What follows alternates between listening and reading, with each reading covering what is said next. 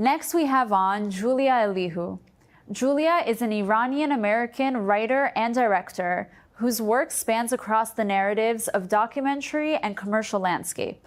Thank you so much for joining us today. Yes, thank you so much for having me, Natalie. And it's such an honor to be here amongst all of you incredible people.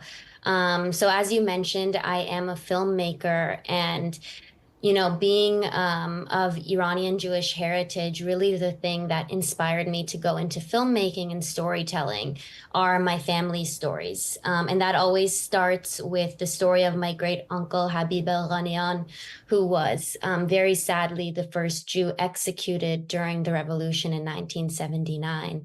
And if you don't know about Habib, he was a well-known Jewish leader in Iran. He was an interfaith philanthropist in Iran, and he was also a very well-known businessman. My mom always likes to recount how Habib was one of the first to bring hula hoops to Iran. They manufactured the first melamine plate sets the country had seen, so they could transition from fine china to something a little bit more casual. And so, growing up, I was surrounded by these fun and exciting stories, and then also this really tragic event of what happened to my great uncle.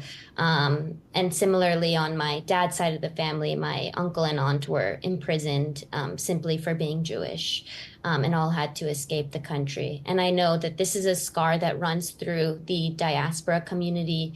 It goes further than just being Jewish. It really has to do with anybody who doesn't agree with the ideals of the regime, which most Iranian citizens do not, of course. So for me as a filmmaker, it's really about humanizing the Iranian people, because so many people, right? Like when my mom moved to the US, so many Americans didn't understand that there was a difference between Iranian citizens and the government. They villainized all the Iranian immigrants who were moving to the United States. And sadly, I see that similarity happening in Israel, where people don't understand that there is a difference between government and people. And at the end of the day, we are always going to be advocating for people, for the freedom of the people and, humanity.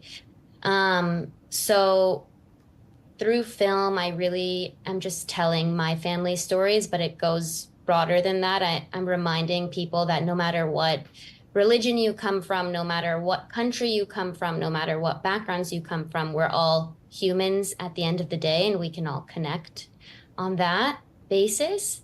So my hope is that we see a future where, every Iranian can kind of come together and stand by that. And something beautiful that I've been exposed to in this kind of artistic world is seeing so many Iranians that live in Iran, so many artists who are putting their lives on the line by telling these stories alongside me. So I'm inspired, and I really do hope for a peaceful future in the Middle East.